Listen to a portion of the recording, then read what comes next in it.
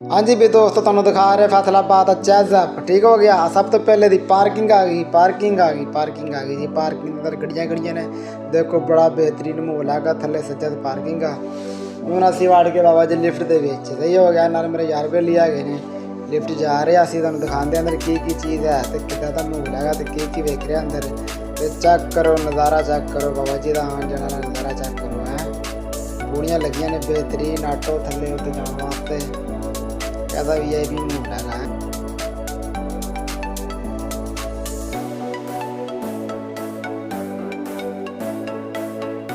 कुड़ियां का जरा समान है, पता नहीं कि कांटे शांटे है इतने।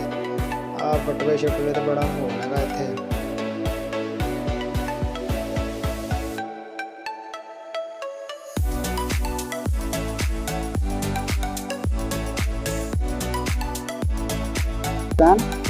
लगता है एक तो भाई लोग आया जाए देखना हेलो सर अच्छा करो यार तो पैसे लाइए मैं आई हर सारे जगह लिखे हैं कला कला पीस बर्तन की तो तैयार चीज़ मिल जाएगी। कभी आओ चक्कर मारो, बाहर भी रेट पता करो तो रेट पता करो फिर चीज़ लवो। क्वालिटी भी होंगी चीज़ की, क्वालिटी भी होंगी, अच्छी चीज़ भी होंगी, बुरी चीज़ भी होंगी है। हल्की चीज़ 50 रुपए की होंगी, चंगी चीज़ 100 रुपए की होंगी। तो इतना भी होंगे, बड़ा फर्क होंगे है ना। देखो तो चीज़ महंगी है तो चीज़ चेक भी करा करो, तुम चीज़ चेक भी करा करो मतलब चीज़ है केड़ी।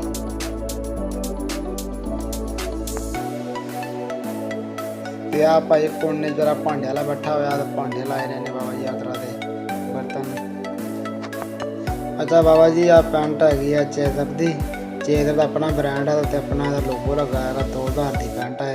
बच्चे की पैंट है 2000 की। अच्छी चीज़ के पैसे होंगे ने तो तेन पता बाहरों 500-600 की मिल जाती चीज़ का फर्क भी होता है। तो 2000 की घड़ी उस तो बाद लगी है। इतने चेक करो यार।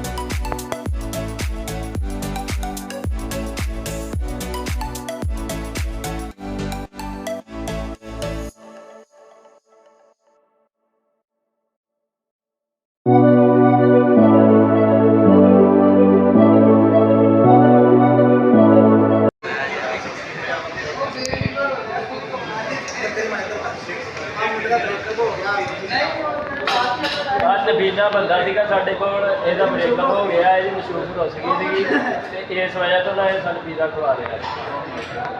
ਆ ਸਾਡੇ ਕੋਲ ਇੱਕ ਮੌਲਵੀ ਵੀ ਆਇਆ ਵਾ, ਇਹ ਹਨ ਪਾਈ ਜਾ ਰਿਹਾ ਇਹਦੇ ਵਿੱਚ।